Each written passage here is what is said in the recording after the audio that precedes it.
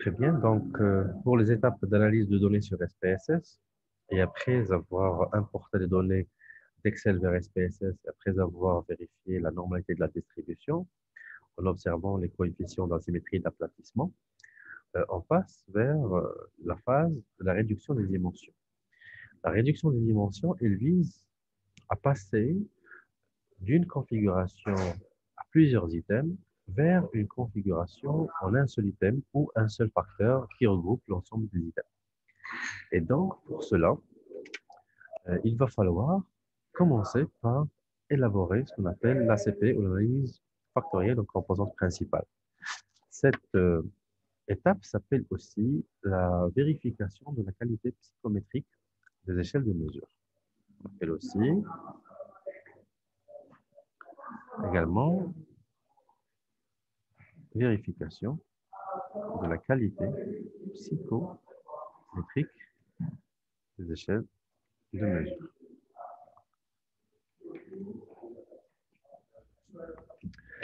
Et donc, pour ce faire, nous allons opérer une analyse en composantes principales. Mais avant cela, je vais expliquer le sens et la logique de l'analyse factorielle en composantes principales.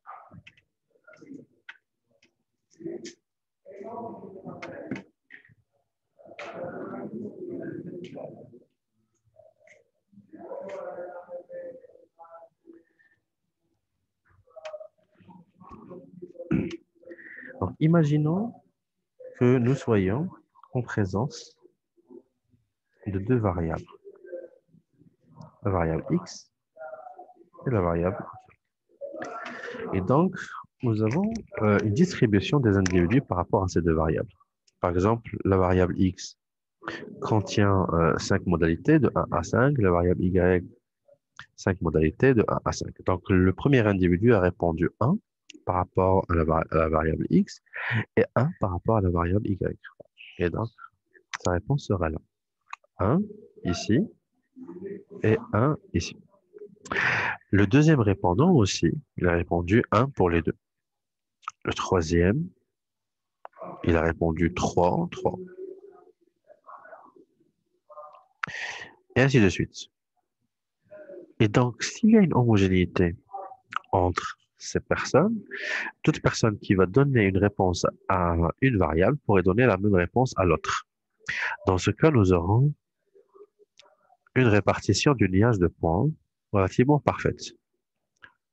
Ça voudrait dire que, schématiquement, nous allons pouvoir observer qu'il y a une homogénéité entre les variables x et y.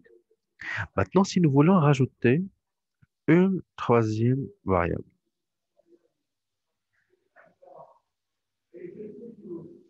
z par exemple, z va être intégré ici. Aussi réparti sur les modalités. Mais maintenant, nous allons observer le comportement des individus dans un axe plus ou moins à 3 dimensions. Et donc, nous aurons un nuage de points. Dans la même logique, on pourrait avoir une répartition des individus qui est relativement homogène.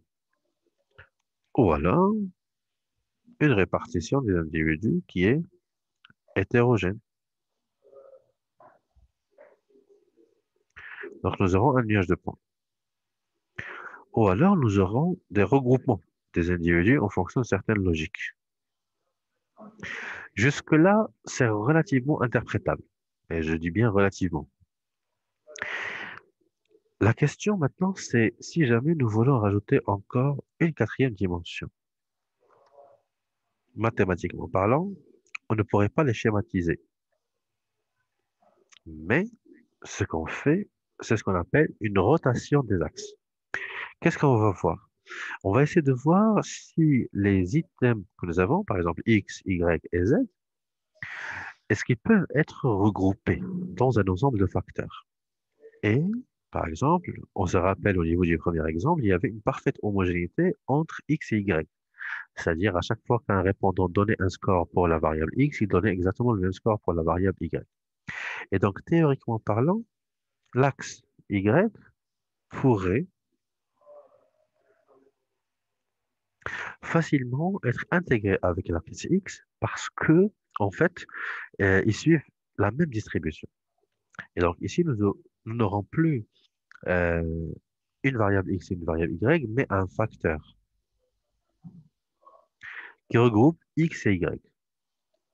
Et en fonction de X et Y, là, nous allons voir comment on pourrait rajouter le facteur Z ou la variable Z.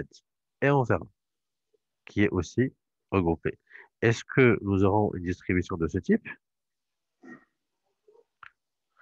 Dans ce cas, Z pourrait aussi être intégré dans le même facteur, qui est le facteur 1.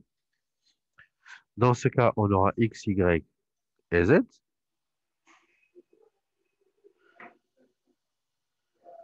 Ou alors, la distribution pourrait ne pas suivre cette logique et avoir un nuage de points avec une concentration relative dans une partie distincte. Ici, mathématiquement parlant, on pourrait considérer Z comme étant une variable qui ne répond pas aux mêmes critères d'homogénéité que X et Y. Et on va continuer à les considérer comme des variables distinctes. Maintenant, on les considère comme ça. On va rajouter une autre variable qui est en fait alpha, qui est maintenant le quatrième item. Et on essaiera de voir l'introduction de alpha. Est-ce qu'il va faire pencher le regroupement de alpha vers x, y, ou plutôt vers z, en fonction des scores obtenus? Ou alors, est-ce qu'il pourrait être indépendant? Nous avons trois scénarios. Soit alpha va pencher vers le facteur 1, soit il va pencher vers le facteur, le facteur 2, soit il va constituer à lui seul un troisième facteur, qui est un facteur 3. Et ainsi de suite. Et donc, en fonction toujours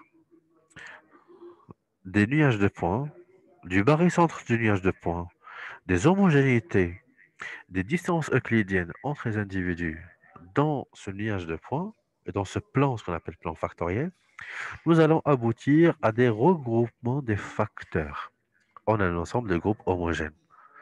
Et la méthode pourrait être une méthode de régression, c'est-à-dire la régression des nuages de points vers le plan factoriel ou vers le facteur supposé, ou des regroupements des facteurs en se basant sur des méthodes qui se basent sur les corrélations entre les facteurs et la maximisation des distances moyennes. En tout cas, nous avons plusieurs méthodes pour le calcul. Maintenant, dans la pratique, peut-être que le facteur alpha que je viens de rajouter, c'est un facteur qui pourrait s'approcher des deux, aussi bien du facteur 1 que du facteur 2. Dans ce cas, qu'est-ce qu'on fait? Dans ce cas, on fait ce qu'on appelle une rotation des axes factoriels. Une rotation des axes factoriels dans le sens où on peut parler d'une rotation de tout le plan factoriel.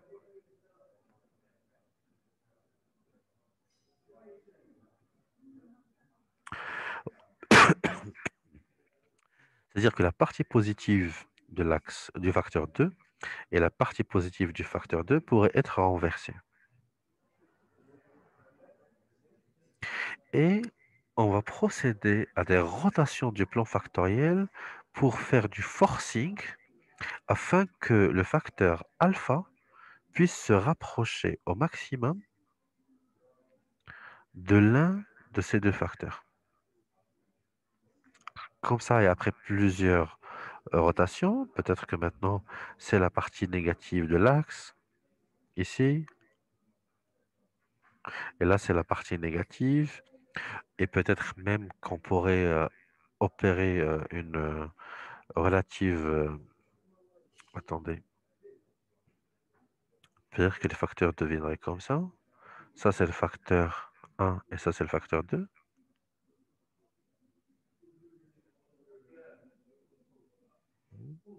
Alors peut-être que carrément ces nouveaux facteurs seraient comme ça.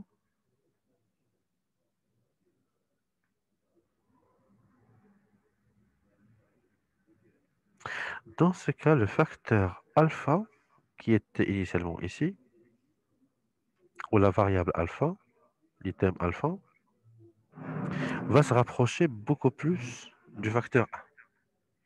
Et donc, après une rotation dans l'axe factoriel, nous avons rapproché l'item alpha du facteur 1. Et dans ce cas, le facteur 1 pourrait regrouper x, y et alpha, mais alpha après rotation. Donc, grosso modo, c'est la méthode de factorisation. Maintenant, on va essayer de voir comment cela s'opère et comment on interprète les résultats.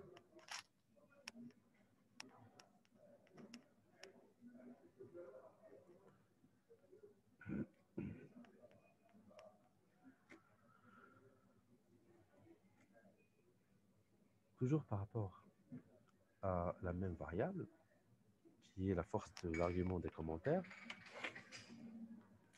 nous sommes ici, nous sommes dans la réduction des dimensions. Et nous allons opérer une analyse factorielle. Donc, je clique sur analyse factorielle. Là, je sélectionne les items.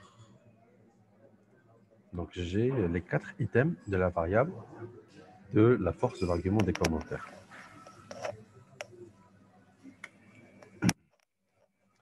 Je la sélectionne et je vais commencer par demander l'indice KMO et le test de Bartlett plus les coefficients de la matrice de corrélation. En principe, je devrais m'arrêter là pour la première condition. Et donc, la première condition que je vais mettre ici,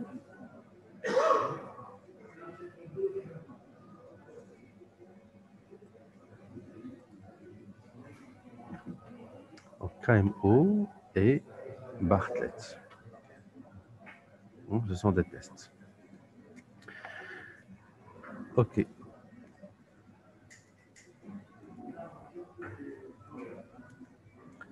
Donc, c'est ce qu'on vérifie.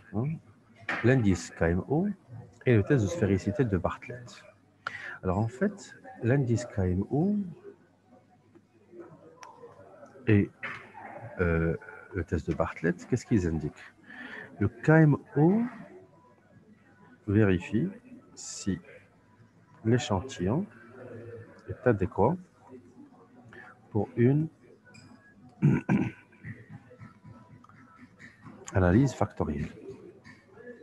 Pour cela, il faudrait qu'il soit supérieur à 0,6, idéalement. Il faut qu'on ait un indice KMO supérieur à 0,6. C'est-à-dire quoi? C'est-à-dire que la structure de l'échantillon permet de réduire les dimensions entre les variables sans avoir une énorme perte d'information et puisque il y a forcément une corrélation significative entre les différents items. Le deuxième test, c'est Bartlett.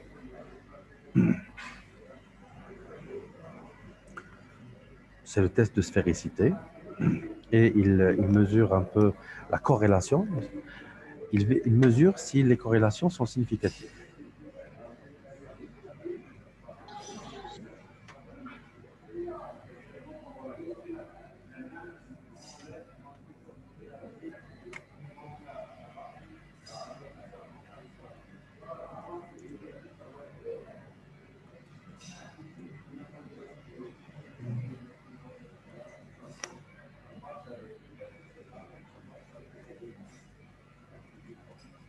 Pour cela, il faut que le seuil de signification soit inférieur à 0,05. Et donc, c'est ce qu'on mesure ici.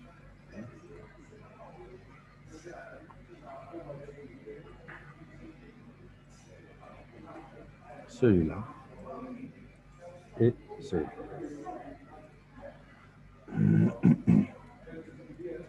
Et donc, si le test KMO, si l'indice KMO et le test de sphéricité de Bartlett sont tous les deux significatifs, on passe à la matrice de corrélation.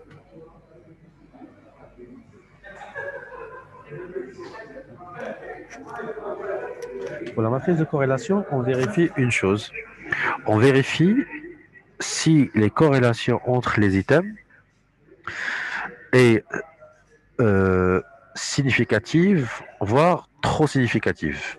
Il faut vérifier si les coefficients de corrélation ne dépassent pas 0,8. Parce que si tous les coefficients de corrélation dépassent 0,8, on sera dans un cas particulier où il y a une forte indépendance entre les facteurs. Et dans ce cas, si nous voulons faire de la rotation, il faut faire attention, parce que la rotation simple ne va pas être opérationnalisable d'une manière simple, mais il faudrait faire une rotation de type oblimine, hein, et non pas une rotation de type varimax. C'est ce qu'on va voir tout à l'heure. Et donc, la matrice de corrélation, là, nous avons le B, matrice de corrélation. On va essayer de vérifier si les coefficients de corrélation sont trop significatifs, c'est-à-dire supérieurs à 0,8,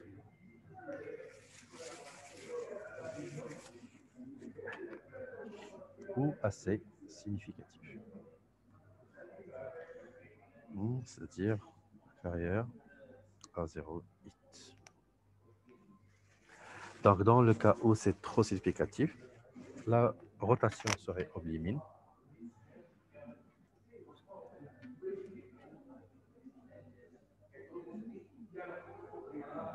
Ou assez significatif, rotation varimax.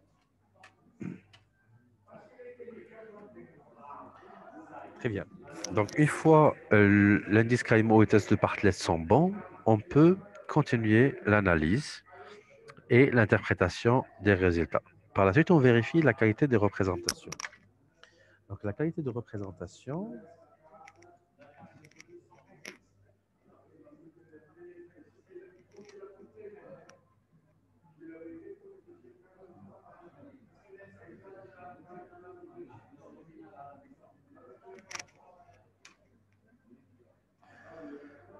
elle mesure la contribution de chaque item à la formation du plan factoriel d'une manière générale. Ça s'appelle la qualité de représentation, ça s'appelle aussi les communalités. Donc là, il faut que chaque item doit contribuer à plus de 30% dans la formation du plan factoriel. Et donc, c'est ce qu'on vérifie ici, hein, les extractions. 0,7, 0,4, 0,7, 0,6. Donc, je vois que cet item, il sature plus ou moins faiblement par rapport aux autres, mais quand même, il est dans les seuils d'acceptation générale. Pour cela, c'est OK, on n'a pas de problème. Et donc, tout ce qui est inférieur à 30% dans la qualité de représentation devrait en principe être éliminé. Pourquoi? Parce que nous n'allons pas aboutir à un plan factoriel général qui est significatif statistiquement. Et donc, idéalement, il faudrait éliminer ces items. Et donc, réduction des dimensions, 1 factoriel. Ici, pour le descriptif, c'est bon. Pour l'extraction, on essaie de voir, bon, par défaut, le logiciel, bon, la méthode d'extraction, c'est composante principale, on est là, qui se base sur l'analyse sur la matrice de corrélation, c'est bien cela. On n'est pas sur la matrice de covariance, parce qu'on n'est pas dans les équations structurelles. Et pour l'extraction des facteurs, le logiciel va extraire tout facteur qui a une valeur propre supérieure à 1, ce qu'on appelle the eigenvalue.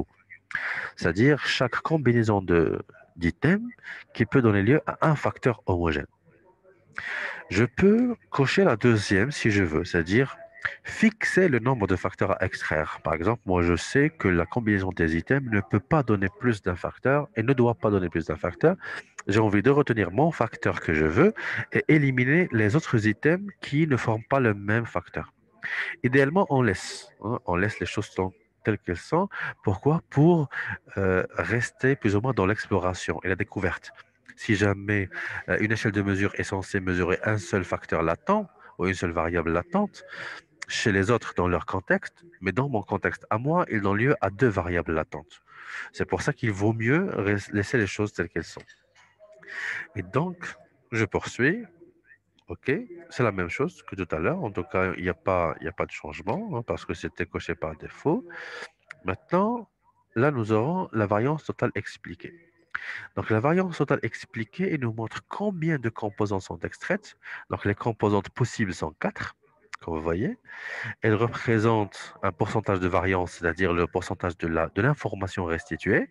C'est ça, moyennant une perte d'information, bien entendu.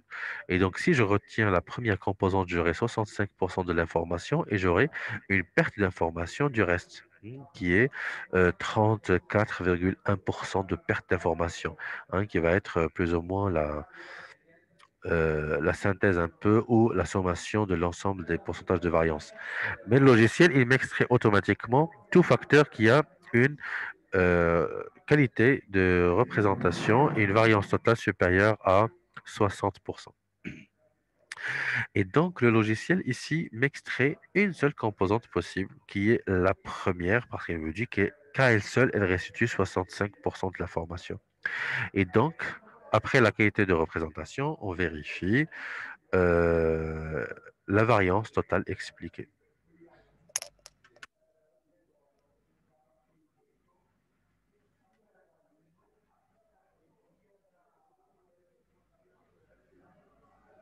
Dans ce cas, vérifier si la combinaison de facteurs extraits restitue une variance statistiquement significative et n'engendre pas une grande perte d'information.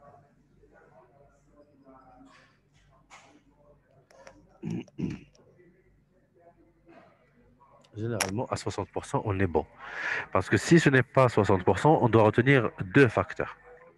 Et si on doit retenir deux facteurs, c'est-à-dire la composition de l'échelle à la base devrait changer. Et donc ici, on a une bonne variance totale expliquée. Par la suite, nous avons les composantes extraites. Nous avons une composante et donc euh, pas besoin de faire une rotation à ce moment-là, jusqu'à présent.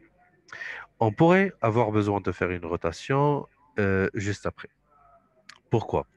Pour aller d'une factorisation des variables à la proposition d'une nouvelle variable extraite. Et donc, dans ce cas, qu'est-ce qu'on fait? On va, on va y aller sur la réduction des dimensions, analyse factorielle. On a vu par rapport à l'extraction, c'est bon. Maintenant, on va cocher le volet rotation. Comme vous voyez, pour la rotation, nous avons aucune rotation, c'est notre cas. On pourrait avoir soit une rotation varimax, soit une rotation oblique, soit quatrimax, soit equamax, soit promax. En tout cas, il y a différents types de rotations. Donc, je ne vais pas trop entrer dans ces détails.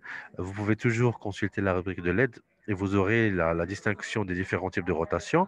Mais pour nous, en sciences de gestion, on se base sur la structure des matrices de corrélation dans un premier temps, parce que nous ne souhaitons pas avoir des représentations mathématiques qui ont des sens recherchés et des sens voulus. Non. Nous, on cherche juste à réduire les dimensions d'une structure de pour passer d'une structure d'item où chaque item était isolé vers une structure où l'ensemble des items pourrait former une seule variable.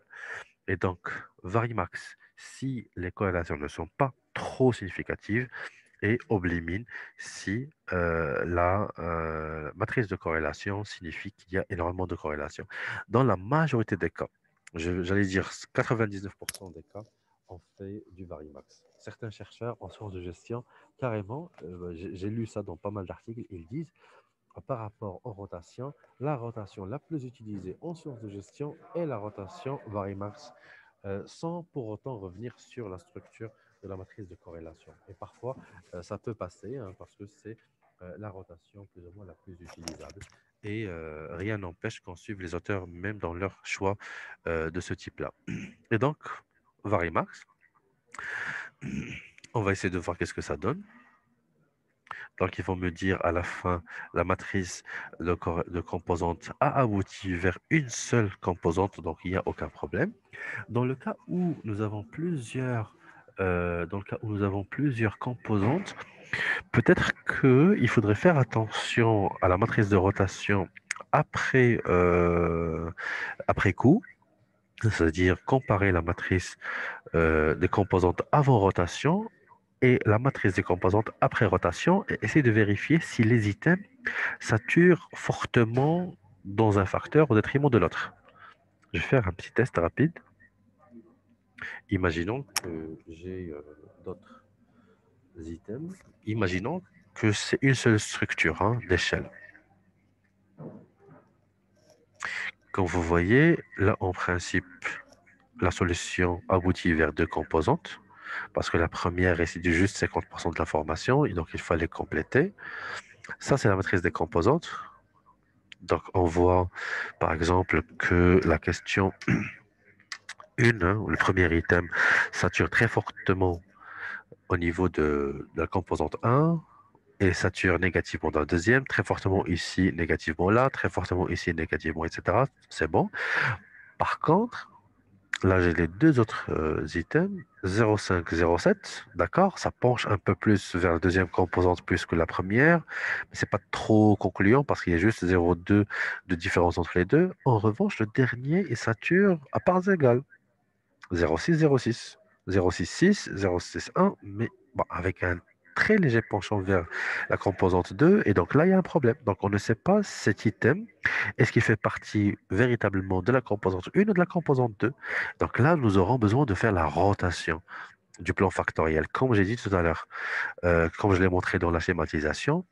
Et donc, on va laisser le logiciel faire les rotations jusqu'au moment où il va aboutir à la combinaison optimale et à l'affectation optimale des items par facteur. Donc, en fait, il y a ce qu'on appelle des itérations, c'est-à-dire des allers-retours, beaucoup de tests, jusqu'au moment d'aboutir à l'affectation optimale. Après cela, le logiciel a fait une rotation variamax avec une normalisation de la distribution, bien sûr, parce que les variables s'apprêtent à des données qui suivent la loi normale. Et ils nous disent la convergence de la rotation a abouti après trois itérations, c'est-à-dire trois propositions de rotation, et il a abouti vers la combinaison optimale. Il faut parfois faire attention à ça, c'est-à-dire le nombre de rotations, c'est-à-dire le nombre de fois où le logiciel a effectué des rotations et il a réeffectué une deuxième rotation, une troisième, jusqu'au fait d'aboutir. Lorsqu'il y a énormément d'itérations, ça veut dire que ce n'est pas homogène dès le départ et il y avait quand même un certain forcing. Et donc, il faut vérifier si effectivement il n'y a pas d'arbitraire dans la manière d'affecter les items. Il faudrait faire attention à cela. Et beaucoup de gens ne font même pas attention aux itérations.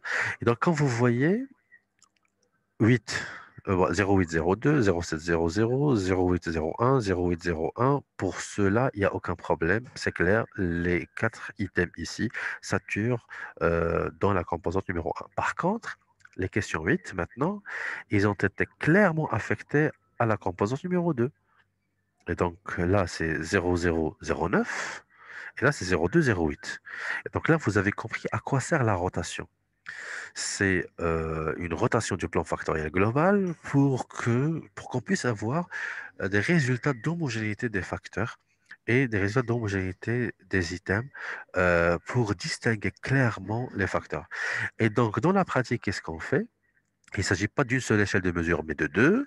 Et j'essaie de voir un peu les quatre premiers items sont relatifs à quoi ou à quelle dimension, et je leur donne une appellation en fonction de ce qui est proposé par les auteurs.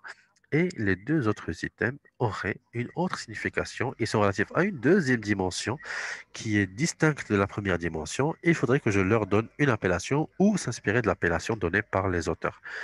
Et donc, si c'est bon, moi, je vais retenir juste la première. Donc, je vais éliminer les deux autres. Si jamais je n'ai envie de prendre qu'une seule dimension, parce que, bon, peut-être que ça ne s'apprête pas à plusieurs dimensions. Et donc, je refais mon analyse. Je supprime les deux derniers. Je refais mon analyse normale.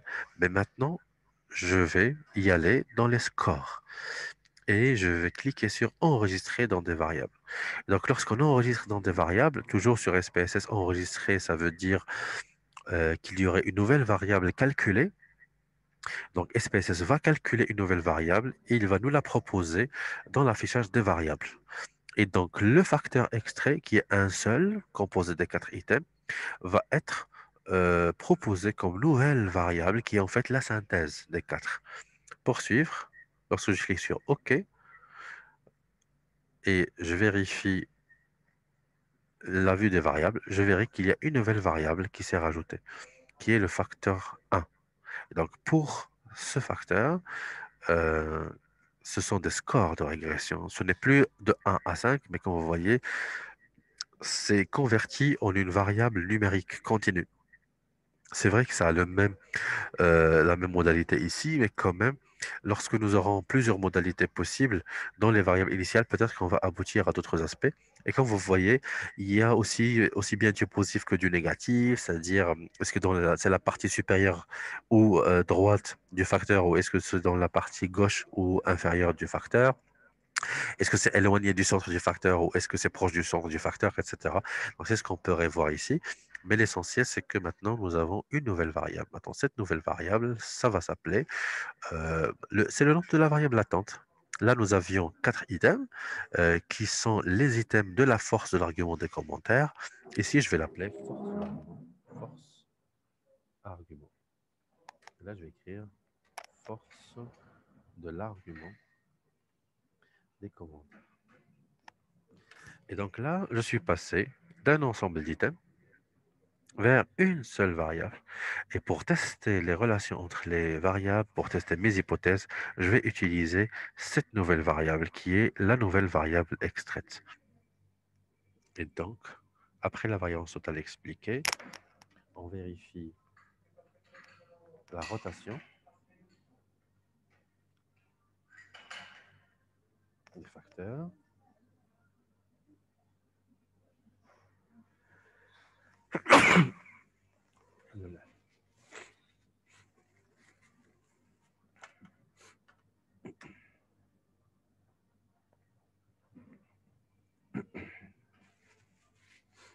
Excusez-moi, ça vous a fait mal aux oreilles.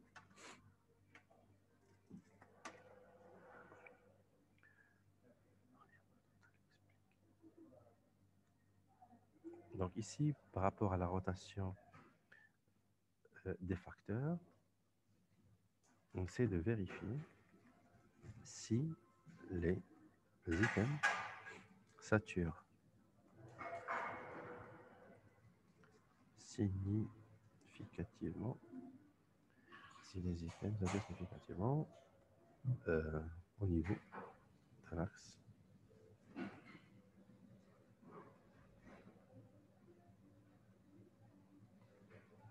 qu'un autre, par la suite, déduire la composition finale des items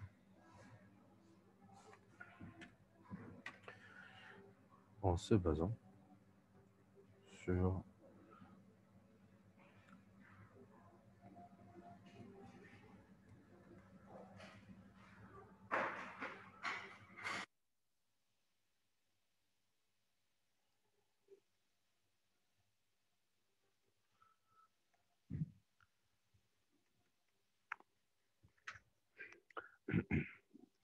et donc par la suite, une fois c'est bon, on passe à l'enregistrement.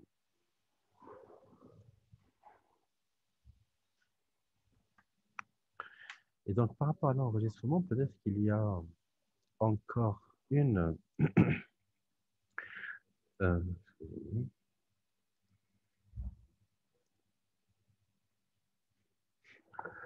S'il y a encore une étape,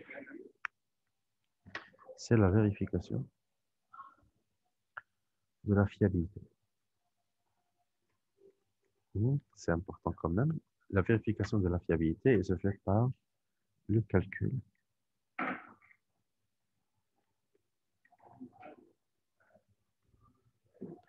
du coefficient alpha de Cranbach, qui devrait être supérieur à 0,7.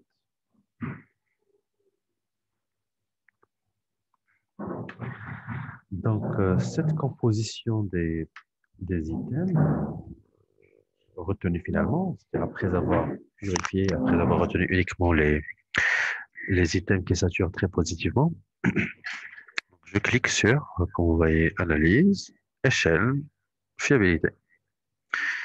Et donc, je retiens les quatre qui sont bons. C'est alpha de Cranbach, OK. Et j'essaie de voir l'échelle sans l'élément. C'est important, je vais expliquer pourquoi tout de suite. Je clique sur OK. Donc, l'alpha de Cranbach, le voilà, c'est 0,8. Donc, 0,823. Et ce que j'ai coché tout à l'heure, c'est l'alpha de Cranbach en cas de suppression de l'élément. C'est-à-dire,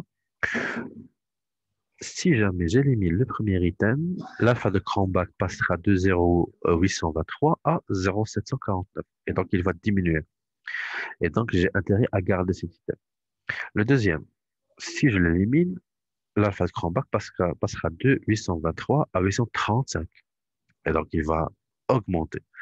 Et donc, peut-être que je pourrais éliminer aussi cet item-là pour avoir une meilleure combinaison interne des, échelles de l'échelle de mesure ou des items qui saturent dans l'échelle de mesure pour aller vers une représentation fiable dans un modèle explicatif. C'est à ça que sert la fiabilité. L'alpha de Cranbach, il dit si la combinaison des items mesure bien ce qu'elle est censée mesurer.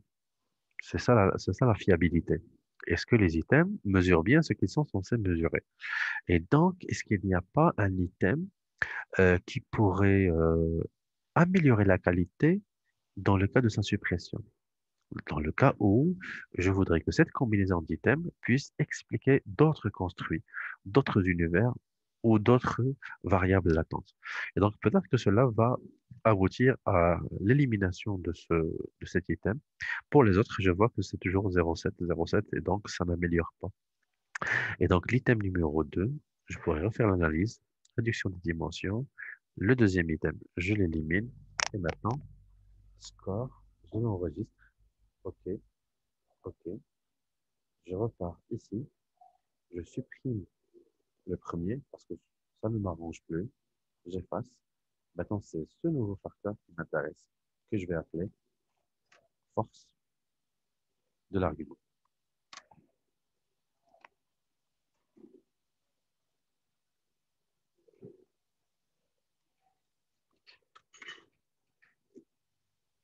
Et j'enregistre.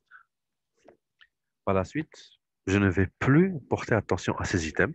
Ces items auraient fait leur rôle, c'est de passer euh, d'un ensemble de dimensions d'un seul construit latent vers la considération d'une nouvelle variable.